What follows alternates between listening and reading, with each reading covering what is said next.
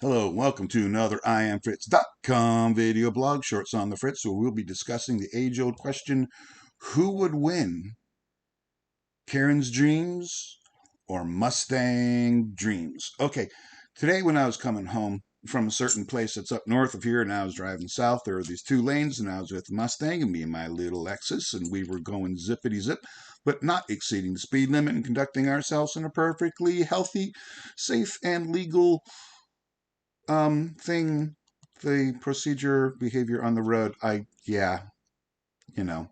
So, anyways, we were proceeding southward, and the two lanes turned into one, and the one lane came into a stoplight, and this family car turns left in front of us as the light changes, and we are now stuck behind a suspected Karen-mobile. As this car refuses to do more than 45 in a 55 zone, and Mustang GT and Lexus IS300 want to go a little zoomier than that, all right? But of course, maintaining ourselves in a perfectly legal and safe road behavior. Now, suspected Karen Mobile starts going really slow, going 45. Mustang GT, in an effort to get her to speed her up, gets kind of close to her, a couple car lengths, and revs his engine. And I'm 70 feet or so away, and I can hear it very clearly because it is quite a loud V8 growler he's got going on there. And she slows down even more. 40, 35. And we're starting to get kind of crazy. We're both doing the weave back and forth. Come on, Karen, let's get it moving on. Pardon me, suspected Karen. There's no verified Karenage going on at this point.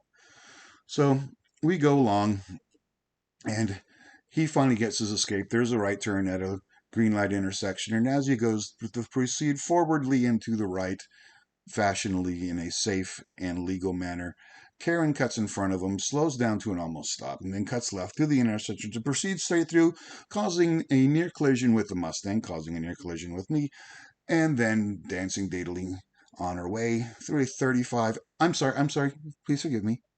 Alleged Karen. The alleged Karen then proceeds 35 through the 45 zone as she sees me catch up, and I start weaving back and forth like, come on, let's get moving. There's a speed limit here. It's not a maximum high, it's a maximum low. But anyways, as I pass through the intersection, I can already hear the Mustang accelerating smoothly through a higher rate of speed than the suspected Karen was allowing to perform. And as I proceed through the intersection and down the street, I get behind Karen and she's doing her little 35 and a 45, then 25 and a 35, then 15 and a 25, and oh, come on. So when we come up to the intersection that's in town, there are 3 lanes, and I am in the right lane and she's in the center lane, and traffic is such and so and arranged in such a manner that I pulled up right next to her, the suspected her. And as I am there, I look left, and what do I see? I see a large collar printed blouse with a feminine face with a straight, tight-lipped non-grin, yet not a frown, and a grayish blonde dye job on a bob haircut. Ladies and gentlemen, we have a Karen. So I put my car in neutral, and I rev my engine nice and loud. I know she can hear it. And she maintains eyes forward, lips firm, hands at the 10 and 2 o'clock position on her car because she is not going to be deterred. The thing is this, she was obviously not happy. Yet I was. I was happy because I was in my little scooter mobile and I was about to pass her, going through the intersection and continuing on my merry way. The Mustang GT also got away from her and was able to scoot away at his growly 8-banger engine motivated way and be happy. And yet she was going tight-lipped, jaw set, eyes forward, blouse large, collared, and not happy. Let me explain to you why that is.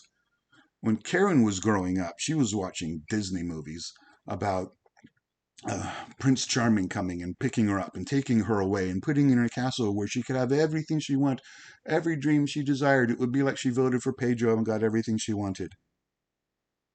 And all her dreams came true. But her dreams didn't come true. A, because happily ever after is never clearly defined in those movies. And B, um, Prince Charming was not raised on that same movie. Prince Charming was raised with Matchbox and Hot Wheels cars and a little carpet, a little rug he could roll out and race around town with his matchboxes and do donuts around the roundabouts in the town center and race the planes going down the runway and the airport on the one end of the rug. That's how he was raised. And his happiness was clearly defined by the time he was 3. And it was going fast in two-door or four-door muscle cars, speedy boys, road missiles, drift missiles, pardon me. His happiness was clearly defined. All he needed was a nice car, a nice little garage to maintain it in, and such an economy coming from his profession to allow him to maintain that. Nowhere along the line was he warned or informed about the complexities of maintaining a princess in a castle. And at no time were these things ever important to him. And so, while we're zipping around in our cars, Ms. Karen, we are happy. You will only be ahead of us and slowing us down, preventing us from driving the exact and complete speed limit for a short amount of time. And when you are gone from our memories, except for short blog entries like this. Whereas when you go home, you are forced to go home to not a castle and not a Prince Charming. And your husband might not even be happy. And do you know why? Because you didn't let him get that Matchbox car. The 2-ton one with 400 plus horsepower. Yeah, that's the one. If you like today's entry, click like and subscribe, make a comment or two below.